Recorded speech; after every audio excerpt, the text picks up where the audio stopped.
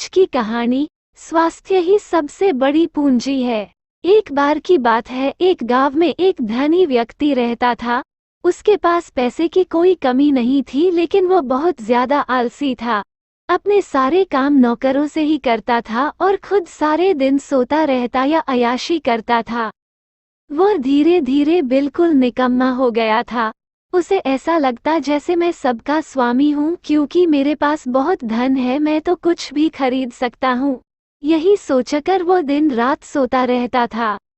लेकिन कहा जाता है कि बुरी सोच का बुरा नतीजा होता है। बस यही उस व्यक्ति के साथ हुआ। कुछ सालों उसे ऐसा महसूस हुआ जैसे उसका शरीर पहले से शिथिल होता जा रहा है। उसे हाथ पैर हिलाने में भी तकलीफ होने लगी। ये देखकर वो व्यक्ति बहुत परेशान हुआ। उसके पास बहुत पैसा था। उसने शहर से बड़े बड़े डॉक्टर को बुलाया और खूब पैसा खर्च किया, लेकिन उसका शरीर ठीक नहीं हो पाया। वो बहुत दुखी रहने लगा। एक बार उस गांव से एक साधु गुजर रहे थे। उन्होंने उस व्यक्ति की बीमारी के बारे में सुना। उन्होंने सेठ के नौकर से कहा कि वो उसकी बीमारी का इलाज कर सकते हैं। ये सुनकर नौकर सेठ के पास गया और साधु के बारे में सब कुछ बताया। अब सेठ ने तुरंत साधु को अपने यहाँ बुलवाया, लेकिन साधु ने कहा कि वह सेठ के पास नहीं आएंगे। अगर सेठ को ठीक होना है तो वह स्वयं यहाँ चलकर आए।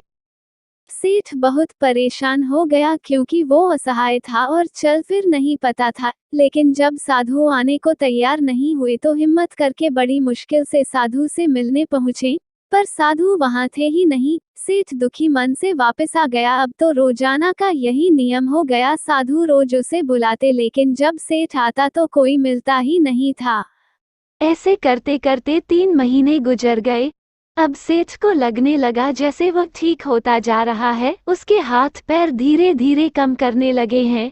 अब सेठ की समझ में सारी बात आ गई कि साधु रोज उससे क्यों नहीं मिलते थे। लगातार 3 महीने चलने से उसका शरीर काफी ठीक हो गया था। तब साधु ने सेठ को बताया कि बेटा, जीवन में कितना भी धन कमा लो, लेकिन स्वस्थ शरीर से बड़ा कोई धन नहीं होता।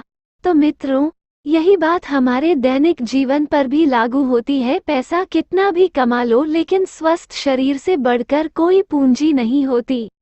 अगर आपको ऐसी और वीडियो देखना पसंद है तो मेरे चैनल को लाइक कीजिए, शेयर कीजिए और सब्सक्राइब कीजिए। धन्यवाद।